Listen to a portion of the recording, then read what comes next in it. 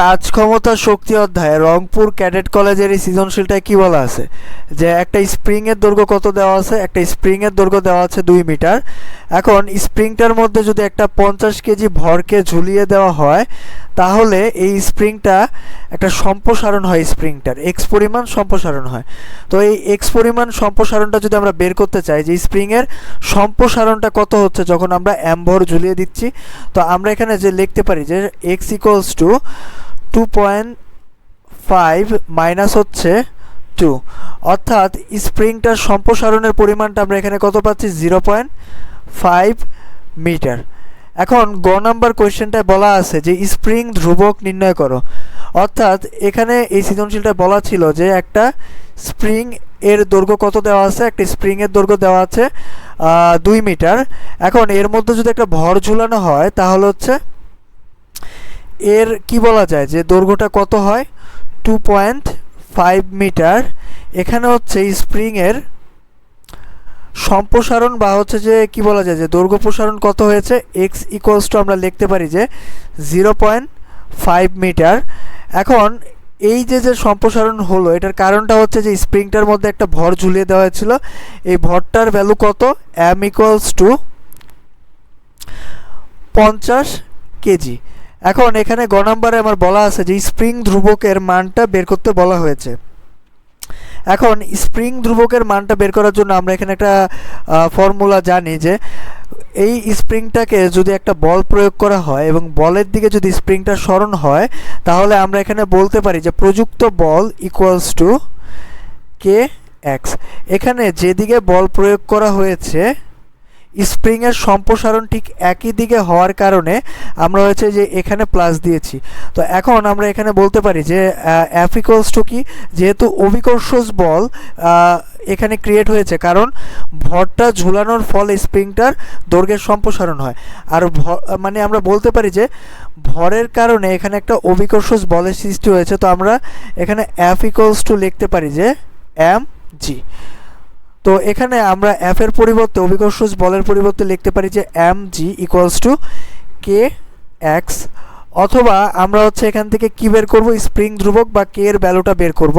তো আমরা এখানে যদি লিখি যে M G divided by X equals to K, অথবা আমরা যদি এখানে ভ্যালুগুলো বসাই দিই অর্থাৎ হচ্ছে যে ভ্যালুগুলো কি কি, এম এর ভ্যালু হচ্ছে 50 কেজি আর হচ্ছে জি এর ভ্যালু 9.8 আর সম্প্রসারণ দৈর্ঘ্য সম্প্রসারণ কত হচ্ছে স্প্রিংটার 0.5 মিটার।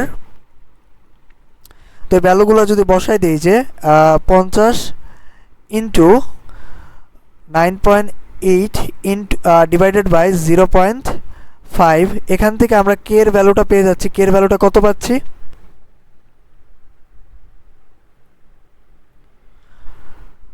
980 Newton per metre.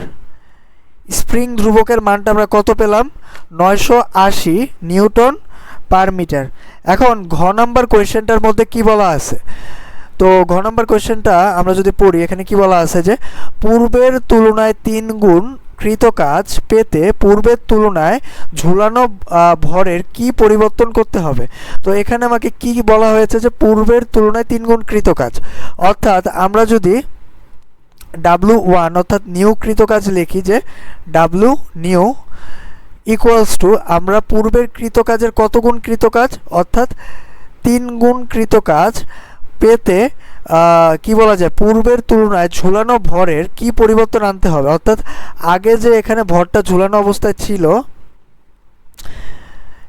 এই যে ভরটা ঝুলানো ছিল এই ভরের কি পরিবর্তন করলে আমরা হচ্ছে যে এখানে যে আগে যে কৃত কাজটা পেতাম অর্থাৎ এখানে যখন 50 কেজি ভর ঝুলানো অবস্থায় ছিল তখন যে কৃত কাজটা পাচ্ছিলাম, তো ওই কৃত কাজের 3 গুণ কৃত কাজ পেতে হলে অর্থাৎ আমাদের 3W কৃত কাজ পেতে হলে তো আমাদের ভরের কি পরিবর্তন করতে হবে এটাই আমাদের এখানে বের করতে বলা হয়েছে। অর্থাৎ আমাদের কি বলা হয়েছে যে নতুন যেই কৃত কাজটা হবে ওইটার জন্য ভর কি পরিমাণ হবে ওই ভরের সাথে আমার পূর্বের ভরের কি বলা যায় যে পার্থক্যটাই বের করতে বলা হয়েছে যে পূর্বে কি বলা যায় যে পূর্বের তুলনায় ঝুলানো ভরের কি পরিবর্তন আনতে হবে। তো আমরা যদি নতুন ভরটা বের করে এই পুরান ভরের সাথে যদি একটা পার্থক্য বের করি, ওইটাই হবে আমার ভরের পরিবর্তন। তো আমরা লিখতে পারি যে একটা কাজ করতে পারি যে এখানে আমরা পূর্বে যখন কত 50 কেজি ভর ঝুলানো ছিল তখন কৃত কাজটা কত ছিল আগে ওইটা বের করি। তো আমরা এখানে লিখতে পারি যখন স্প্রিংয়ে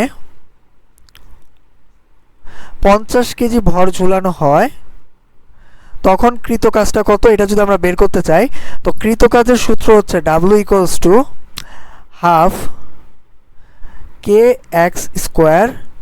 তো এখানে যখন ভর 50 কেজি ছিল তখন হচ্ছে যে স্প্রিংয়ের সম্প্রসারণটা কি পরিমাণ হয়েছে, স্প্রিংয়ের সম্প্রসারণটা এটা আমরা গ নাম্বারে বের করেছি। স্প্রিংয়ের সম্প্রসারণটা 0.5 মিটার ছিল যখন 5 কেজি ভর ঝুলিয়ে দেওয়া হয়।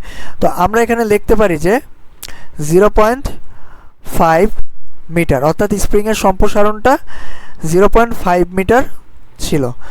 এখন আমরা যদি ভ্যালুগুলো বসাই দিই, স্প্রিং ধ্রুবক তো সব ক্ষেত্রেই সেম থাকবে, যে যখন 50 কেজি ভর ঝুলানো হোক বা অন্য একটা ভর ঝুলানো হোক স্প্রিংয়ের স্প্রিং ধ্রুবক কখনো চেঞ্জ হবে না। আমরা স্প্রিং ধ্রুবক কত পেয়েছিলাম গ নাম্বারে, 980 নিউটন পার মিটার। এখন এই ভ্যালুগুলো যদি আমরা এখানে বসাই দিই তাহলে কৃতকাজটা আমরা কত পাচ্ছি, হাফ ইন্টু কত 980 ইন্টু হচ্ছে 0.5। তো এখানে আমরা ওয়ার্কের ভ্যালুটা কত পাচ্ছি, কৃতকাজটা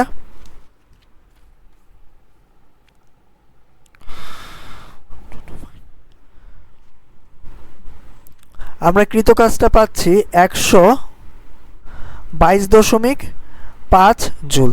এখন আমার যদি এই কৃতকাজের 3 গুণ কৃতকাজ পেতে হয় তাহলে কি পরিমাণ নতুন মানে ভরের পরিবর্তনটা কি হবে বা কি পরিমাণ নতুন ভর ঝুলাতে হবে ওই স্প্রিংয়ে।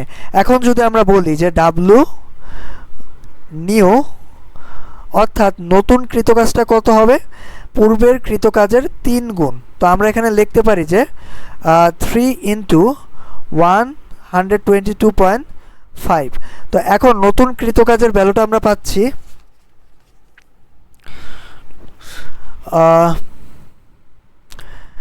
367.5 জুল। এখন এই কৃতকাজ পেতে হলে আমাদের কি বলা যায়, যে আমরা একটু দেখি যে আমাদের নতুন কৃতকাজটা কত, যে ডাব্লু নিউ ইকুয়ালস টু কত 366 পয়েন্ট, আমরা লিখতে পারি এটা যে 366.5 জুল। এখন এই কৃতকাজে স্প্রিংয়ের সম্প্রসারণটা কত হয়, যখন কৃতকাজ অর্থাৎ একটা স্প্রিং এই অবস্থায় ছিল এবং একটা ভর ঝুলানোর ফলে স্প্রিংটা যে সম্প্রসারণ হয়, তো এই ভর ঝুলানোর ফলে যে এখানে সম্প্রসারণ হতে কৃতকাজের পরিমাণটা কত পাওয়া গেল, 366.5 জুল। এখন এখানে 366.5 জুল কৃতকাজ হচ্ছে কত সম্প্রসারণ, অর্থাৎ স্প্রিংটার সম্প্রসারণ এখন কত হচ্ছে যখন কৃতকাজের পরিমাণ 366.5 জুল। তো আমরা লিখতে পারি যে W new equals to half K x square, অথবা আমরা এখানে ভ্যালুগুলো যদি বসাই দিই যে আমরা কি কি ভ্যালু জানি, ডাব্লু নিউ ইকুয়ালস টু লেখা যায় যে 366.5 জুল, আর হচ্ছে কে এর ভ্যালু কত এখানে 980 নিউটন পার মিটার। এটা আমরা গ নাম্বার হতে বের করেছি।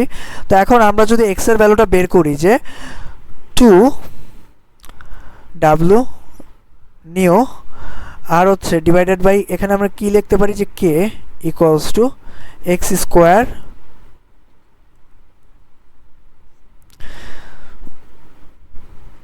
Two new divided by K, অথবা স্প্রিংয়ের সম্প্রসারণটা কত হচ্ছে যদি আমরা এখন ভ্যালুটা বের করতে চাই তো মানগুলো যদি বসাই দিই 2 ইন্টু কত 367.5 ডিভাইডেড বাই কে এর ভ্যালুটা কত 980 নিউটন পার মিটার। তো এখন আমরা এখান থেকে ক্যালকুলেশন করে ভ্যালুটা কত পাচ্ছি,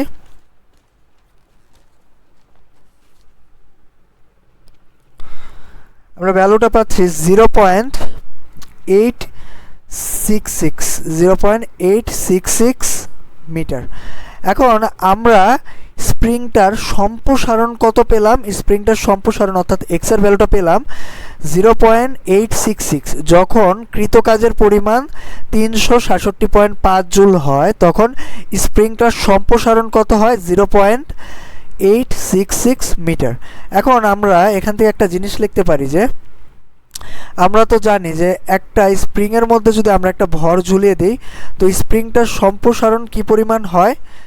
তো এক্স পরিমাণ হয়। তো আমরা এখানে এক্সের ভ্যালুটা অর্থাৎ আমরা যখন কি বলা যায় যে কৃতকাজ 3 গুণ পাচ্ছিলাম তখন স্প্রিংয়ের সম্প্রসারণটা কত ছিল? স্প্রিংয়ের সম্প্রসারণটা ছিল 0.866 মিটার। এখন কি পরিমাণ ভর ঝুলানোর ফলে স্প্রিংটার নিচে একটা অভিকর্ষজ বলের কারণে সম্প্রসারণ হয়? এখন আমরা এই এমটা বের করব। এই এম প্রাইম বা হচ্ছে যে আমরা কি লিখতে পারি যে আমরা এখানে M1 এর ভ্যালুটা কত পাচ্ছি? তো আমরা এখানে লিখতে পারি যে F প্রযুক্ত মানে কি বলা যায় যে অভিকর্ষজ বল ইকুয়ালস টু কে এক্স।